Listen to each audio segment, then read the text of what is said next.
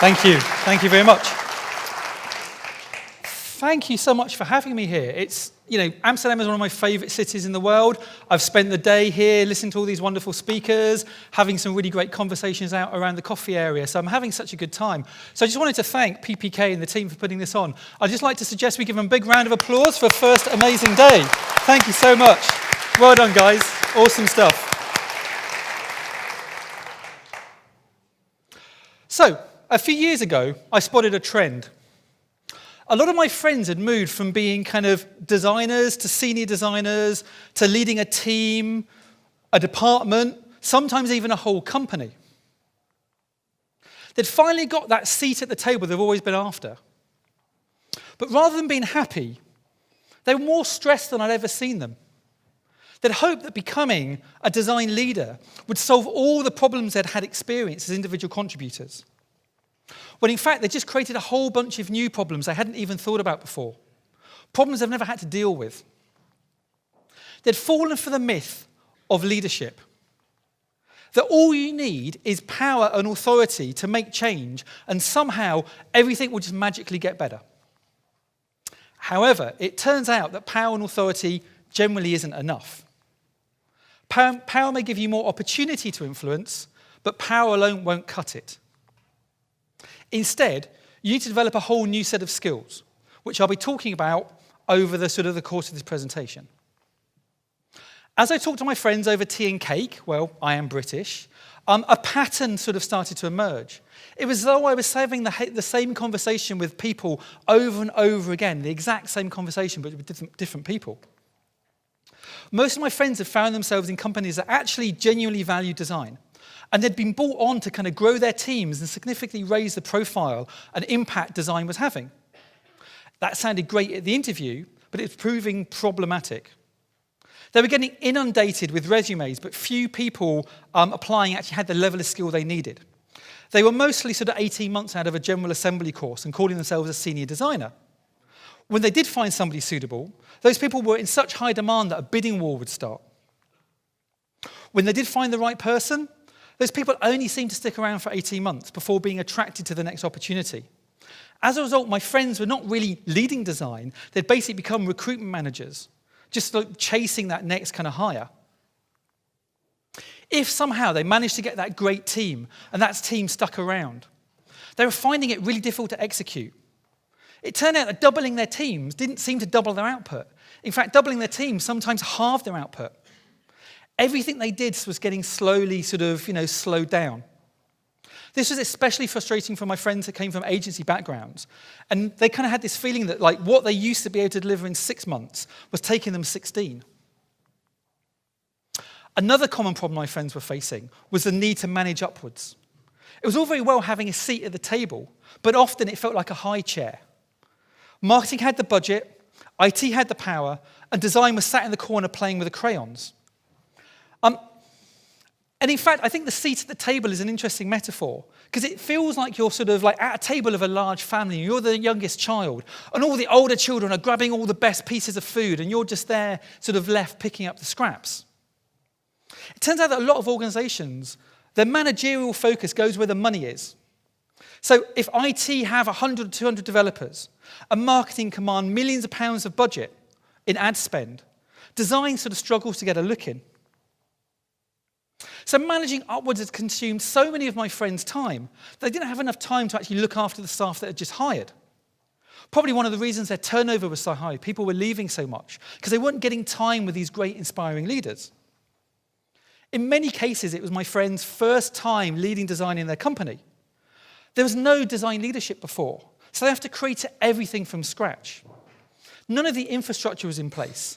So everything from recruitment scripts to leveling systems was all having to be done by them. As a result, my friends were feeling frustrated and stretched and wondering if they'd made some terrible career move. Maybe design management wasn't for them. Maybe they should go back to being an individual contributor. I'm sure at some stage in our career, we've all felt a similar sense of imposter syndrome. The idea that suddenly somebody would come along, Scooby-Doo style, unmask you for the imposter that you really were. They were stuck in the sort of the valley of despair, and they hadn't kind of started going up the slope of enlightenment. Now, design leadership is a relatively new activity. We've had technologists and marketers on the boards for as long as I can recall. However, design representation at board level, at senior level even, is still a novelty, at least in the UK. Most organisations are lucky to have a director-level designer, let alone a VP, and almost nobody I know has this kind of mythical chief design officer at the helm and on the board. So I'm kind of interested, like, how many people in this room would say that you're a design leader? And I use the term before you put your hands up advisedly, because I'm not talking about management. Who in this room actually somehow influences the direction of design within their company, whether officially or unofficially? Let's have a quick show of hands. Okay, so probably about 10% of the audience. So you can put your hands down now. So I have to be honest, this talk is primarily aimed at you. My primary persona is people who are already managers. Now, my secondary persona is anybody who's got a boss. Does anyone in the room have a boss? Can I see a show of hands? Few. Okay, so hopefully I'm not going to bore you. So what I'm going to try and do over the next kind of sort of 45 minutes is show you some models of really good management and leadership behavior. If you are a leader, hopefully you will see all the wonderful things you do in this list. If you have a boss, hopefully you'll see all the wonderful things your boss does in this list. If not, feel free to send them a link to the video and the slides, and hopefully maybe you can train your bosses to be slightly better. So, I've been an accidental leader myself for the past 12 years. I say accidental because I never wanted to be leading a team. I set out to put great design in the world through my agency, not to manage people, and not to manage 30 people, which is sort of where my company is at the moment. I had no real training. I just sort of fell into it by accident. And I imagine that the majority of design leaders out there have a similar situation. They never really wanted to be a leader. They've never had any training. It's just sort of been thrust upon them. Now, I needed to get better at what I did. So about 2 years ago, I started this Slack channel. I invited all the smartest design leaders I knew to kind of join the channel, because basically, these are all people I knew and aspired to be like. And I thought if I could get them to tell me how to do this thing that I've been doing for 12 years badly, maybe I could learn from them. So I started this sort of Slack channel that now has about 600 members. I also started a design conference called Leading Design. And one of the benefits of leading design was I got to talk to sort of 50, 60 design leaders from big companies and small companies, and that helped me sort of solidify some of the ideas that I'm about to present. And like I say, the Slack channel really, really quickly took on a life of its own, 600 members and counting. And if anyone in here is leading a sort of a small or a mid-size or a large team, hopefully, and you want to be part of that community, drop me a line, and I'll sort of try and hook you up with an invite. Now, as I said, I never set out to be a design leader. I mean, who dreams of growing up being a manager?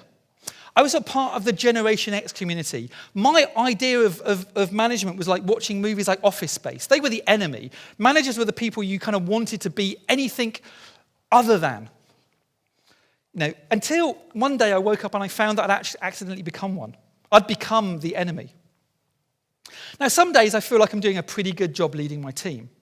Other days, I feel like I'm the physical embodiment of something known as the Peter Principle. The idea that you get promoted to your level of your own incompetence. And often I feel like I am doing a pretty mediocre job, to be honest. Now, that might sound harsh, but actually I deliberately designed our company to be the least talented person there. So I'll explain. When I started Clearleft, I hated the kind of classic model of design leadership. The superstar designer that surrounded themselves with sort of syncopathic, I can't even speak today, juniors in order to kind of fluff their own ego. These were the design gods who wanted to be the one and only sort of, unquestionable source of design truth within their organization. And so they'd avoid hiring anybody that was better than them, anyone that would challenge them. It was all very sort of madmen. It was very old school. This was the traditional approach to leadership, and often sort of like, represented by the sort of the hierarchical pyramid. Those people high up in the organization were standing on the shoulders of their team. Because they were high up, they had much more visibility of what was going on, but the weight of their genius was crushing all the people below them. That was never a model that attracted me at all. Instead, I found myself adopting what sort of became a more, hopefully, supportive approach, which I later found out was called servant leadership, or egoless leadership. In the book, Orbiting the Giant Hairball, which is a crazy name for a book, the author talks about creating leadership more like a giant fruit tree. The leaders are the roots and the trunk and the branches of the tree, supporting the team, providing nutrition, providing stability. And your team are the fruits, and your job is to push them up to the sky, push them up to the sun to give them nutrition, carrying your weight or their weight on your shoulders. For me, this was a much more attractive mold of leadership. The idea that you hire people who are better than you and create the space for them to do great work. Now, in this model, if you do that, you end up being the least talented person in the company, so it can be quite tough. But I think it's the best way to kind of get the best out of your team. Also, I read a book when I started Clearleft 12 years ago that said that successful leaders are constantly trying to do themselves out of business, trying to make themselves redundant. So offloading all the tasks that other people could do, so you only end up with the tasks that only you can do. So it's basically a way of saying that bad leaders dictate, good leaders delegate. It's kind of fairly obvious folk wisdom. I'm also fond of saying that processes don't make products or great products, people do. If you have a team full of great people, all working together under a single purpose, it doesn't really matter if you follow lean or agile or waterfall or some other project management process. Great design, great work is bound to happen. Similarly, no amount of process is going to make a failing team successful. You might just make them fail slightly less. As a company, we focus on hiring people with a calling, not just people that had great-looking resumes.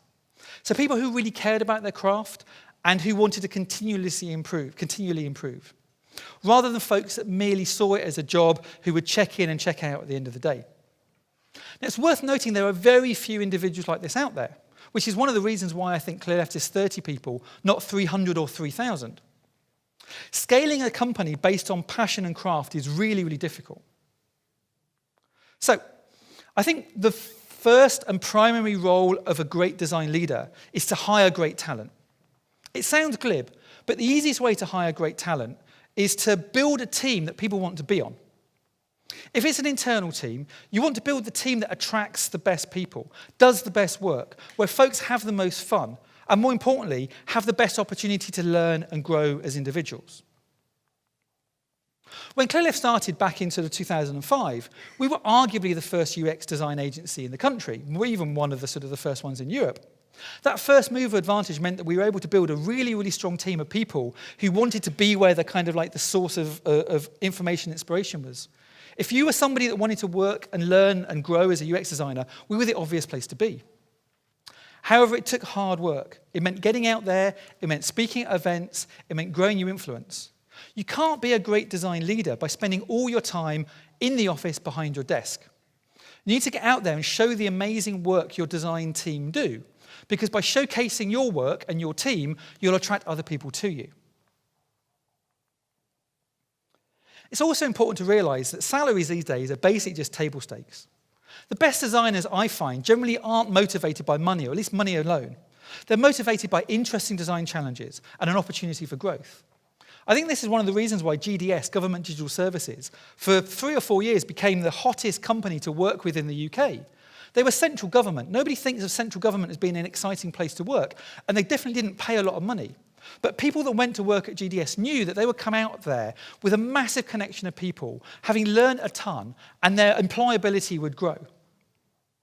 So if you hire great designers, they will naturally attract other great designers. If you go and talk about the great work you're doing, that will naturally attract people into your team. And they'll be attracted by the learning opportunities you present.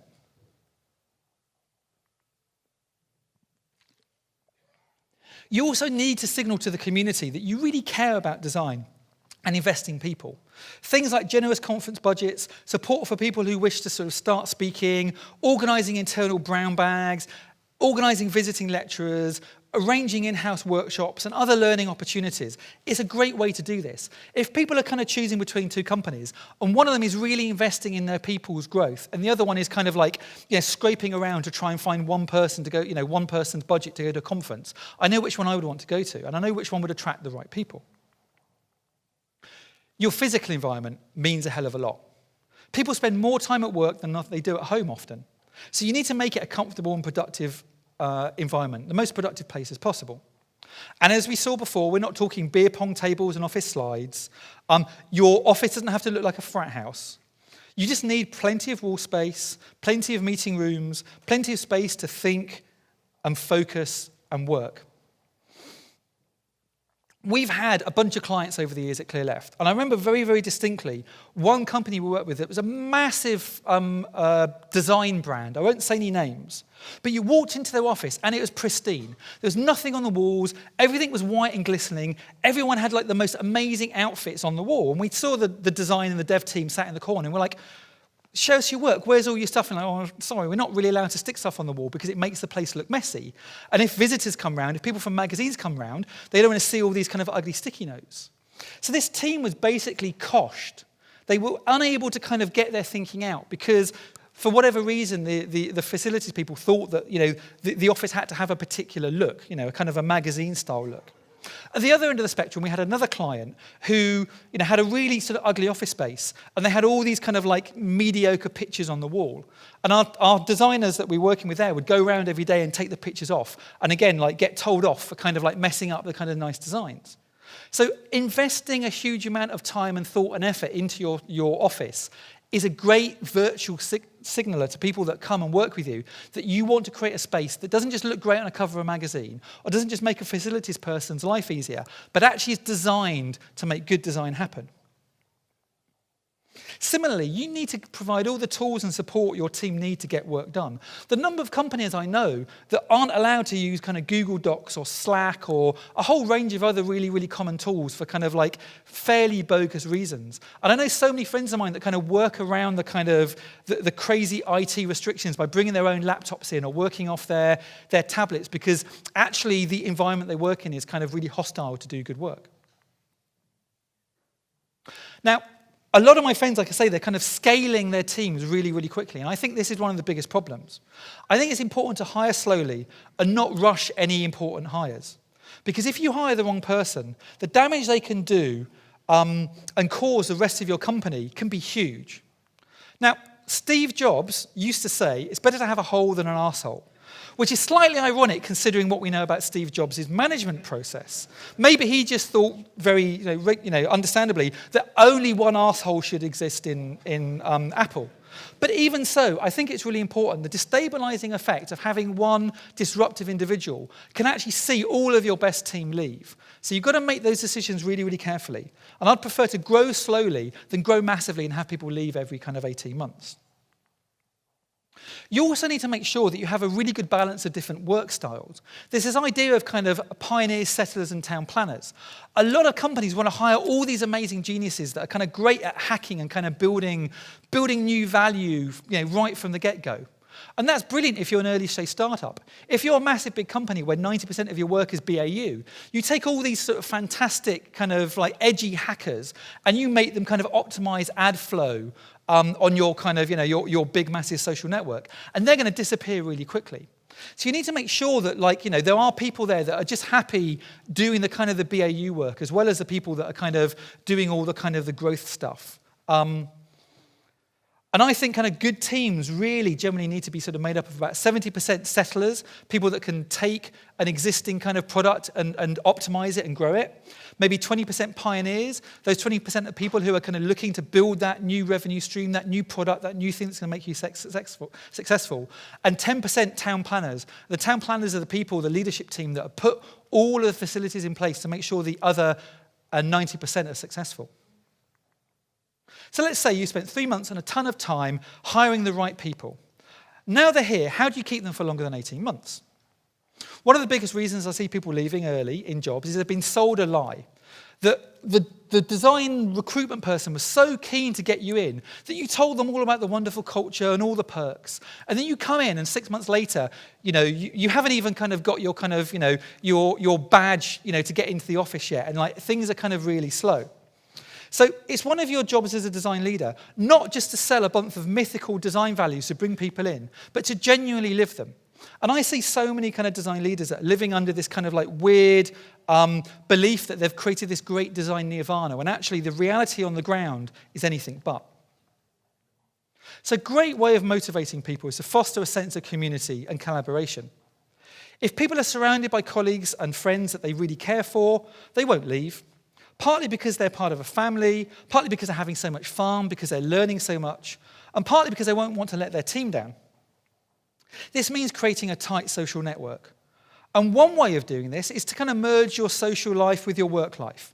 We see this a lot in Silicon Valley, kind of arranging movie nights, arranging barbecues, arranging after-work drinks and socials. This works really well with a young team. However, you need to be conscious that people have outside lives, outside work. They've got families, they've got home lives. People often feel pressured. If your boss says, come to this party, we're doing tequila shots, they might not feel comfortable, but they're going to come along because your boss is demanding it. So try not to pressure folks into too much out-of-office sort of social stuff. And make sure that as much of this sort of social kind of team-building stuff happens in office hours as much as possible. And also make sure that not every event has to start and finish with alcohol. It's fine for some situations, but not for every single situation. Now, there's a ton of research that shows that people don't leave companies. They leave other people. In fact, basically, they leave managers. They leave you. If you're the boss and you find yourself in a situation where suddenly a ton of staff are leaving, it's easy to try and protect your own ego and find other reasons. They got offered more money, they clearly weren't a good cultural fit, they weren't that good anyway. You see this kind of post-rationalization all the time. We build up these kind of arguments to protect ourselves, our fragile egos. But really, if you are seeing a lot of people leaving, you probably want to ask the question, how am I contributing to this? And what do I need to do to change to prevent this? A great way of doing this is basically just to get feedback sessions on yourself, or at the very least when people leave, ask them to be honest and explain to you why they're leaving. People, when they're in the job, don't want to kind of rock the boat, so generally sort of play their cards quite close to the chest. But once people are out the door, they're often really, really happy to tell you all the things that are wrong with the organisation. So very much like, even if it's like 2 or 3 months later, go for coffee, go for drinks, and ask the person why they left and what you can do to make it better. Another reason people leave is burnout. Basically, if you're constantly on this sprint deadline, sprint, it's exhausting. Having no flex in your resource planning is exhausting. Constantly having to say yes to every project you get given is exhausting. I think it's one of the reasons why people leave internal teams after 18 months, because they just look ahead and they see more of the same. Week sprint, no time to think, no time to flex. And your team's energy and enthusiasm, I think, is one of the most important assets you have. This kind of precious sort of mental resource that just slowly dwindles down. So it has to be managed well. As designers, we want to be helpful and accept everything that comes our way. However, we end up doing lots of things poorly. So I think one of the most important things you can do as a manager, or your manager can do for you, is say no. I see so many tech teams saying no all the time. You might have experienced this a couple of times yourself. I very rarely see designers saying no. Designers want to be helpful. They're kind of like the lovely little puppy dog that just wants to ingratiate itself to everybody. And so every single problem that you'll throw at the design team, they'll go, oh yeah, we can try and figure that out. Yeah, we'll work late nights. Yeah, we'll try and do this. So say no. Get used to saying no. You also need to schedule time to play, to explore, to experiment. Whether that's 20% time, whether that's hack days, whether that's kind of like weeks away in the countryside. We do this thing at Clearleft called Hack Farm, where we take the whole company away to a farm in the countryside and work on a whole bunch of individual projects. Whatever it takes to get that energy and enthusiasm back. Sometimes it's just going away to an event like this as a team to kind of build that enthusiasm. But like I say, if your next 18 months just looks like the past one, and the past one with a death march, people are going to want to move on.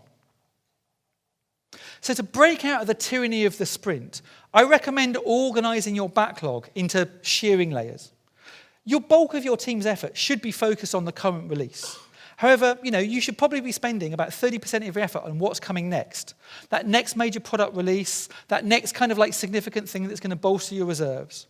And lastly, you should spend about 10% of your effort on the future. Running experiments will eventually, hopefully, turn into a new bit of core product in the next 3 to 6 years.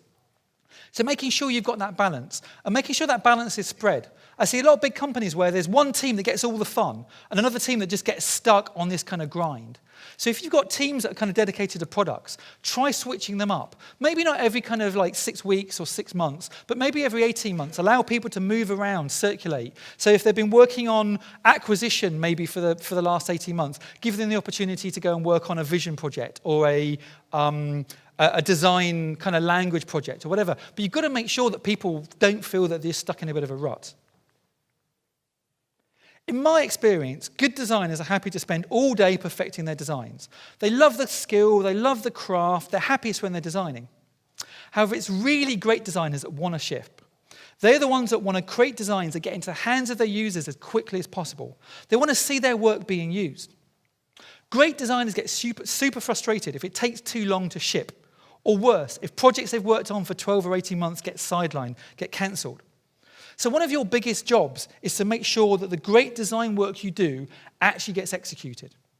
Because again, if you've had 1 or 2 projects that have been canned, you spend all of your life and effort working on a thing for only it to never see the light of day, you're going to get pissed off really quickly.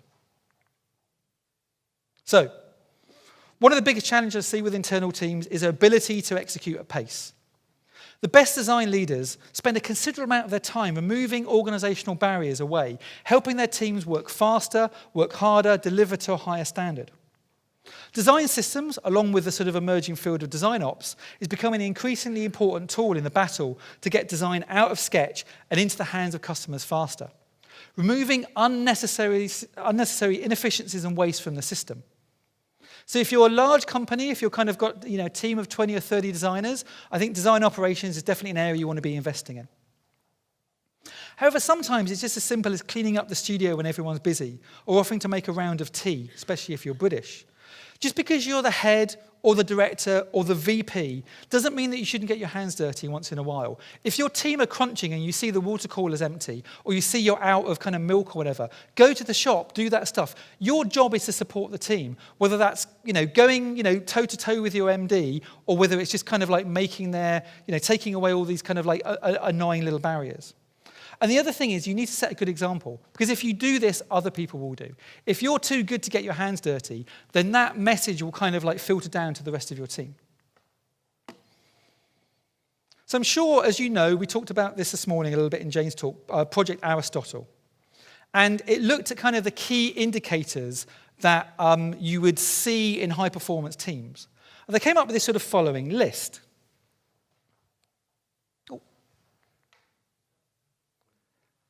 Here we go, gratuitous, pointless transitions. The desire to make impact with your work. Oh, there we go, and it's gone. Let's try this again.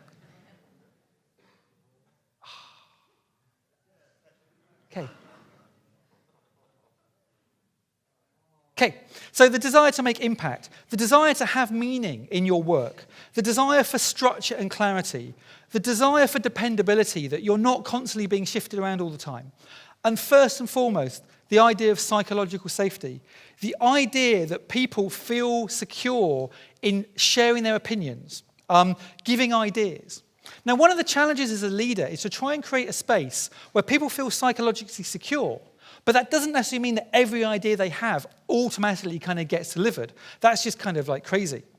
So you've got to find this really fine balance between leading your team, giving them the space, but also kind of giving them direction. In order to support your team, you need to make sure they have the necessary resources, as we talked about. They also need to be seen as valued and important members of the team. So even talking the language of resources can feel real, like dehumanizing and unempowering. If you talk about resource meetings, if you talk about individuals as resources, you make people think that they're just kind of interchangeable. So you kind of need to kind of spend a lot of time managing upwards, basically. It's your job to promote the value of design around the organization, whether you're an official manager or whether you're just a self-imposed design leader. And this can be done in dozens of ways. We talked about earlier about organising lunch and learns. Setting up company-wide design team mailing lists is a really good technique. Arranging regular crit sessions for teams that don't have designers. There's a ton of ways that you can share and communicate the value that design has around the organisation. I see so many designers that are kind of sitting in a huddle and getting really angry because the organisation doesn't value design. And yet when you ask them what they've done to try and change that, they've done nothing apart from sitting and getting angry. So that's not a great way of kind of leveraging up. So whether you're a design manager or just a general design leader, you need to figure out ways to showcase the value of design, to get that value in the hands of your senior leadership team. A great way of doing this, I think, is kind of through using kind of design thinking activities. Whatever we think about the term design thinking, it is invariably broken into management speak. If you read any edition of HBR, Harvard Business Review, they talk about design thinking. So use your design skills to offer your services up, to run workshops, to kind of lead discovery sessions, to kind of do co-design activities, to sort of like maybe even just spend a week doing a design sprint to kind of solve a problem really quickly. Because often your leaders, your bosses, have never really understood what good design is. All they see is, starting a project 6 months ago, and then 6 months later, design appears. We've had some of our best successes with leadership teams, with boards, by getting board members into design sprints for a week, Google Venture-style design sprints, get them to really see the blood, sweat, and tears and effort that goes into making great design work. And suddenly you then, develop these kind of like design advocates on the board. Designers often have such a strong belief in the power of design. We get frustrated when people don't immediately see what we do. As a result, it's easy for us to get drawn into battles that we cannot win and leave ourselves feeling kind of beaten and deflated, believing that the organization just doesn't get design. However, the old saying goes that you trap more flies with honey than vinegar. That's technically not true. Actually, flies are attracted to vinegar, not honey. But anyway, don't ask me why. It's just weird that's flies for you. Really good designers aren't just solving design problems. Really good designers build collaborative relationships around the whole organization. They forge alliances. They demonstrate how design can make other people look good. And if you as a designer make your marketing manager look good, if you as a designer make your head of IT look good, if you as a designer make your CEO look good, they're going to want to come back to you and leverage your abilities again and again and again. That's what good design looks like, helping other people achieve their goals. Now, one of the best ways I see of operationalizing design, because this is effectively what we're talking about. We're talking about taking what was once a cottage industry and make it industrialized. One of the best ways of doing that, apart from building a design ops team, is to weave design into the fabric of the way that your organization works, to weave design into the governance layer. So design isn't only involved in delivering projects, but is actually involved in the commission of those projects, the judging and the valuing of those projects, the setting those projects up so that they're going in the right way from day one. This is the success story that GDS had. GDS, Government Digital Services in the UK, did a great job of creating something called the Digital Service Standards Manual, which potentially became the sort of the Bible for the organisation. Any minister, any civil servant wanted to create a new product had to follow these set of standards. And baked inside these sets of standards were all the kind of good design stuff that we talk about. They might have not used the same language as us, they might have not used Agile or Lean, but those values were there. So it's really important as design leaders not to just look at the outputs, but to see how you can bake design into the key way that your organisation operates. So apologies for the language, but I'm British, and so I'm hoping this comes across as charming. But essentially there are two sorts of managers. Those that protect their team from the shit coming down from above, and those that take that shit and spray it all over their team. I'm sure we've all experienced the latter. Maybe we haven't had the luck of experiencing the former. But the best leaders are the ones that protect their team, and they shield them from all the day-to-day crap to allow them to get on with their work and focus on their jobs. Leaders that their team know will go to bat with them. You want to follow a leader that you know would rather quit the job and step away than let themselves be kind of bossed around.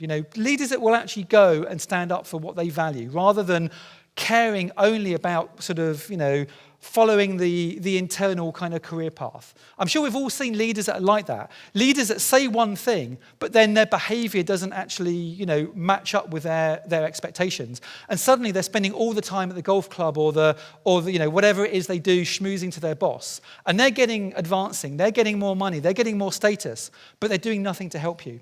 They're not good leaders. This is one of the reasons why I think sometimes leadership can be quite isolating, because the best leaders are actually often having battles that you don't even know about. So sometimes if your leader is coming in and they're feeling stressed in the day, maybe the reason they're stressed isn't because they're just, not very nice people. Maybe because they've just come out of a massive argument with the CEO because they're trying to sort of make sure that you've got the resources to do your job. So be a bit sensitive of your boss's sort of needs and support them as much as they support you. Also, a lot of other leaders in other fields, management, IT, etc., will have kind of coaches, will have people to kind of look after them and help them. This is often not the case for designers. So we might need to find our own kind of coaches, our own mentors. We saw speakers this morning that offer mentorship skills. I think a lot of the reason that kind of design leaders come and work with Clearleft is because we almost act as kind of like mentors to help support them achieve their kind of design goals. So having a mentor, whether it's a formal or informal situation, can really, really help you manage upwards and really give you advice on like how to sort of tackle some of these sort of tricky problems. Okay, so like I said before, a lot of very career-focused managers are spending their whole time kissing upwards that they kind of like forget what's going on in the ground. You end up with happy executives, but a really demoralized and disgruntled team. We've seen this a lot. We go in, and a lot of our work basically is going in to help organizations improve the way design is delivered in their company. We're not just kind of a design agency that goes and delivers design work. We help them improve the internal processes of their teams. And a lot of the time, we find absentee design leaders, where the team are sort of, so cut off from the design leadership, they're kind of disgruntled, they're demoralized, they're thinking of leaving. So don't spend all your time managing upwards. This can be really difficult in a flat team where you're the only person. If you can, try and build a whole bunch of collaborators around you. Try never to have more than sort of 4 to 6 direct reports. That's a comfortable number of people. You can see 4 to 6 people once a week for an hour. I know a whole bunch of design leaders that have 20, 30, 40 direct reports. Basically, they can't cope.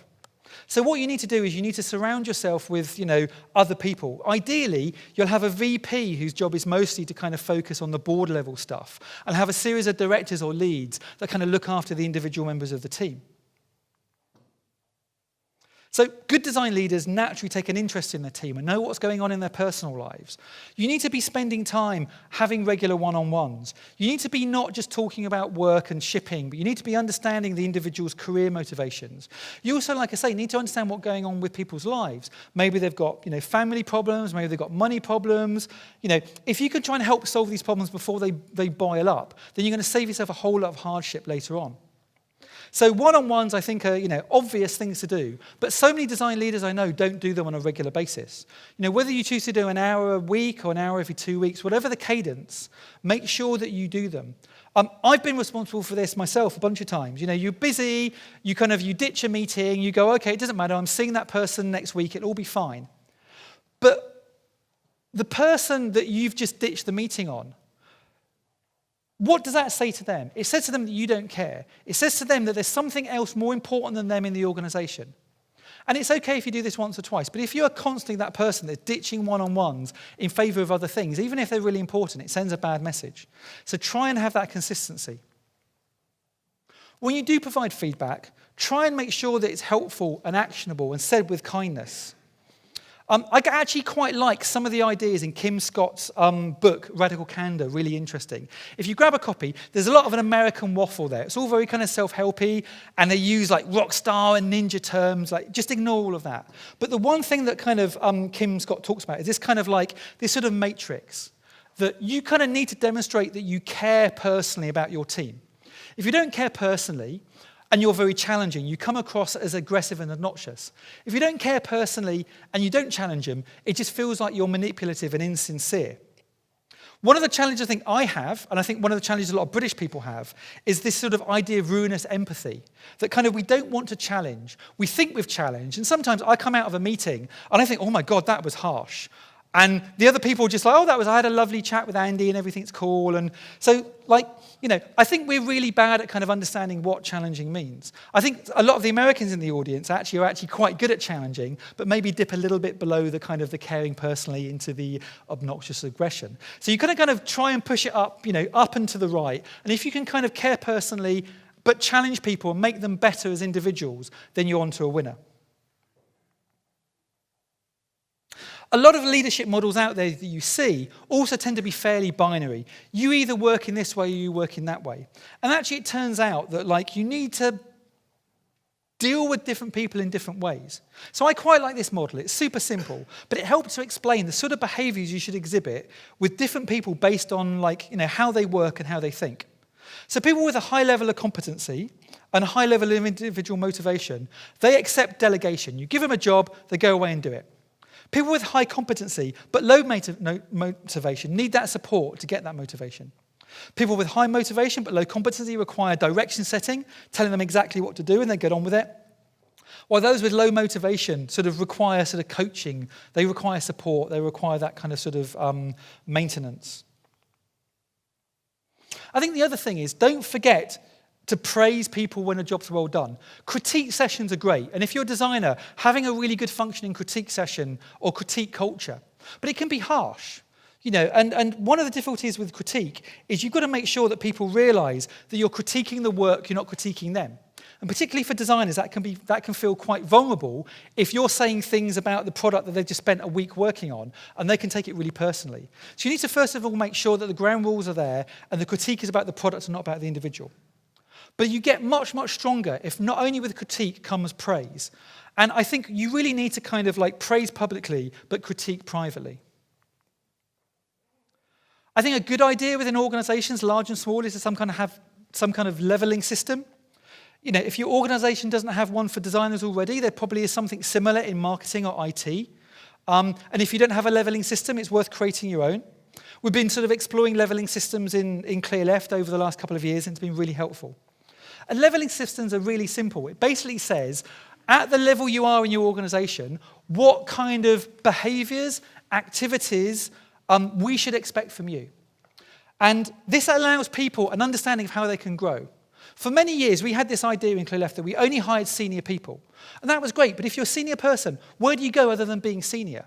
So working on a set of skills, I can kind of share, this is just kind of like, for representation, but we can sort of share some of these really interesting levelling tools with you after via Twitter.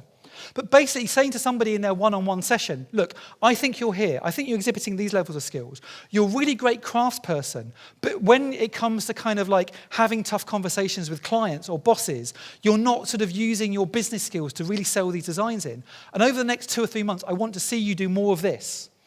That allows you to have some kind of structure. One of the things I think I've done really well is allowing my team to have a great level of autonomy. One of the things I think I've done really badly is adding a level of accountability with that. It's really great if you give people autonomy. Like I said, I'm the worst person in the company. So, my view on design or UX probably isn't worth an awful lot. So I kind of generally just let people get on with it. But if you let people get on with it too much, and you don't have a level of accountability, it can be problematic. There's this thing which I think is a little bit patronizing called the accountability ladder. But basically, these are behaviors that you can often see in kind of individuals. Some people are unaware, or they blame others, or they find excuses, or they just wait and hope. And as the level of accountability rises, people start to acknowledge reality, they start to own the problem, they start to find solutions, and they just generally get on with it. Actually, in Jane's talk, she talked about a book by a American Navy captain. And he switched this accountability ladder around. He called it the leadership ladder. And basically, he said that these are the behaviours that he wants to see from his team. So there's no judgment here. At the very least, you've got a kind of like a junior kind of helmsman on a submarine. Tell me what to do, Captain. After that, you want to encourage that person that's always asking what to do. Tell me what you think. Then after that, tell me what you recommend. And then tell me what you would like to do. And then tell me what you intend to do. And then when you get to high levels of accountability and people are doing this stuff naturally, tell me what you've done or tell me what you've been doing. And I think that's the sort of environment that we all want to have in our companies. When people are not constantly asking their leaders what to do, but constantly coming to their leaders saying, I've done this, are you cool with that? Knowing that you're in a safe space that almost certainly they're going to say, yep, that's fine, that's great, I trust you, get on with it. Then we're in a really good space. So these were the sort of 5 key concerns that I've seen repeating themselves over and over again in companies large and small, with experienced leaders and novice leaders alike. How do they find the best talent? How do they retain that talent? How do they execute at pace? How do they manage their peers and superiors? And how do they manage and support their teams?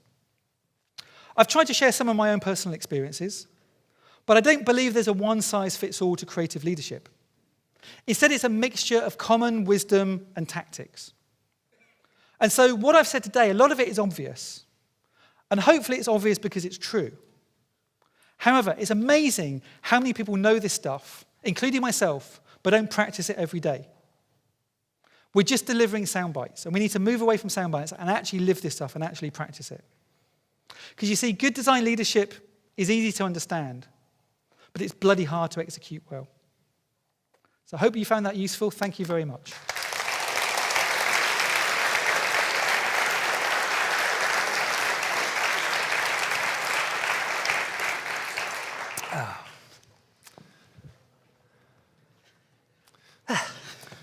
Thank you very much. Thank you. A lot of skills you've been talking about in leadership in design. It's like good delegation, good coaching. It's incredibly hard. And and I personally seen also around me like people getting in those positions and turning into a burnout. So how can people turning into what? Or having a burnout. Oh, burnout. Sorry. Yes. Like okay. Because it's so demanding. Yes. And what would you recommend to aspiring design leaders how to prepare well? Because I think there's a lot in preparation. Yeah. I mean, I think that's a really, really good question. So one of the themes, like not trying to pitch another conference, but I run this conference called Leading Design, and the first day of Leading Design is all about the leader as an individual, and the second day is all about the skills you need to lead your team. And one of the things I think is really important is self-care. If you are a kind of a servant leader, if you are kind of like, I think being a leader sometimes is like being a parent. That you give away all the things that you would like to be doing in order to kind of support your team. In the same way as like you maybe want to go on holiday, you want to be down the pub, but actually you've got to be home to kind of look after your kids. A lot of your dreams end up being kind of given to the team around you. And that can be tough. And often it can be quite isolating. And so I think self-care is really, really important. And having a routine, and whether that's kind of regular exercise, whether that's going to the gym, whether that's, being able to kind of like have really sort of, hard conversations with your business partners, whether that's around kind of being able to go home and vent to your partner at home, whatever it is that it takes, whether it's meditation, like if you're in California, we'll probably all be cross-legged kind of chanting now, but whatever it takes, to kind of like find that level of detachment, I think is really important. And I think the other thing is like resilience. We need as leaders to deliver a lot of resilience. Because as leaders, we're having to deliver bad news every day. We're having to go into conflict often every day. But we can't necessarily show that. And sometimes it breaks through. Sometimes, nobody wants to follow a leader if they're kind of like a gibbering wreck. And so we need to deliver a level of resilience. At the same time, I think a big part of this is the teams. A lot of design teams don't realise, a lot of IT teams and other teams don't realise the level of energy that your managers put into making sure that your life's good. I overheard, I was in San Francisco a few years ago, I overheard this really, really great couple chatting, two designers working in a tech company, and they were moaning because the company they worked at had banned pizza on a Friday in order to kind of improve people's health. And they were so angry that they were going to go and jump ship to another company who had hired the best pizza chef in San Francisco to kind of like try and poach all of these people over. Now, if your attitude as an employee is I'm going to jump ship just because they've stopped me using pizza, then you kind of maybe need to kind of reevaluate your life. Yeah. But, like a lot of the time, your team, your leaders are trying to do good stuff for you. They might not always succeed because it's hard. But I think in the same way as your leaders need to support the team at times need to support the leader. And sometimes it's just a case of sort of saying to someone, good job. You know? So, it's the same like, again, if you've got kids, like, you're telling your kids that they're amazing all the time. The one time they come up and say, Dad or Mum, I think you're great. They might only say it once a year, but, it makes you feel good. It makes you feel strong. So, supporting each other, I think, is important. And sometimes I get the feeling that this design leadership is still, the whole industry is still immature. So also when it comes to design leaders, will be probably more senior, probably older, in a different phase of their lives, and then we have an industry that's ill-prepared for that. Is that something you would... Yeah, I mean, that's why I make the joke that we've got a seat at the table, but it's a high chair. I mean, literally... you go into boards. I've met so many people that, like, are now the head of design. It's like, oh, great, how big is your team? Oh, it's just me. Okay, so and how big is your management team? Well, I'm working with the head of IT that's got 200 people, head of marketing that's got a £5 million budget. I'm like 18 months out of a General Assembly course. I've got no idea what I'm doing. So a lot of people find themselves thrown into situations that they're really not prepared for. I think particularly in Europe. In the US, I think they've got it a little bit better. In the US, a lot of the big tech companies have this idea of having a management track or having an individual contributor track. Yeah. And whether you're a manager or an individual contributor, you can get the same level of influence, the same amount of money. And so that's not forcing people who are going to be terrible managers into management.